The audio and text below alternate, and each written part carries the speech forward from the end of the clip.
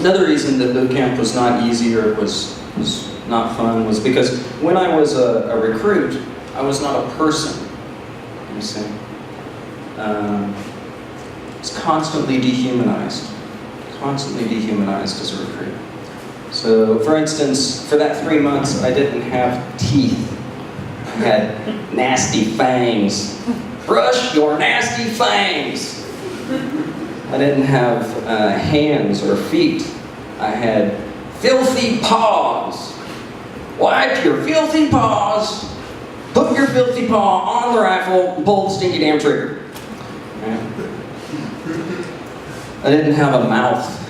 I had a pie hole. Shut your pie hole! Unless they wanted it open, and then that was the opposite. No. We'll yell, recruit. Open your cock holster! Constantly dehumanized. Another way that we were dehumanized was that we had to refer to ourselves in the third person, and the drill instructors. And so the worst way that you could mess this up was to call the drill instructor you. I did that one day. This drill instructor was on top of me in a second, just towering over me. Which was really impressive because I had about 6 inches on him. It's true. He's like, you, do I look like a baby sheep to you? Drill instructor, Sergeant Veteran, this recruit does not think the drill instructor looks like baby sheep, sir! Some of the stuff they said was just as funny as it was terrifying. But I made it through, man. Made it through. Got to the other side of boot camp and I saw Hawaii for 2.5 years. Well, part of that time I was touring around. I saw about a dozen different countries. Good times, peacetime. 4 years of peacetime service just flew by. Before I knew it, it was time to talk to the career planner. This is the guy whose job it is to talk other Marines into re-enlisting. Remember, I went in and I was just honest with him straight out the gate. I was like, look, man, I don't like to gamble. I'm not a gambler. I'm not going to re-enlist. It's in the end of the year 2000. He says, what are you talking about? His whole job is to talk people into re-enlisting. He's like, you got room and board. You get a $7,000 signing bonus. You get your choice of duty stations. You get 4 years of job security. He says, it looks to me like the gamble is getting out.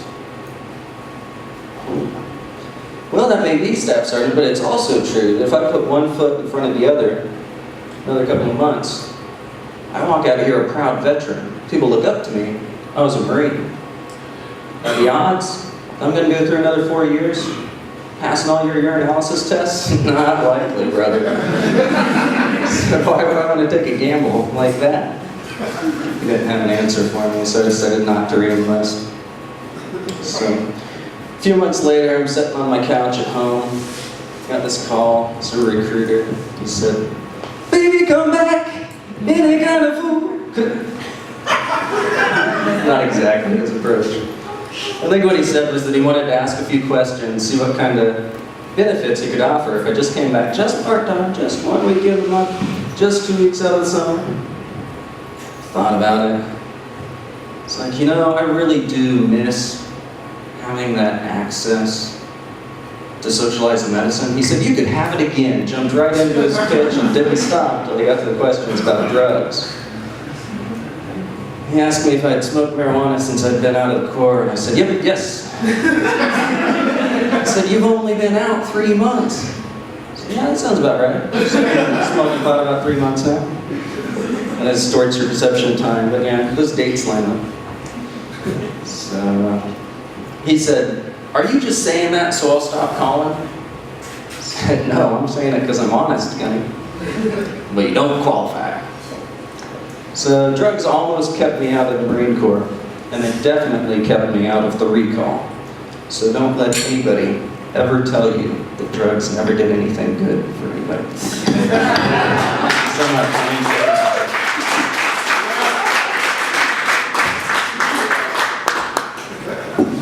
Thank you, Nathan.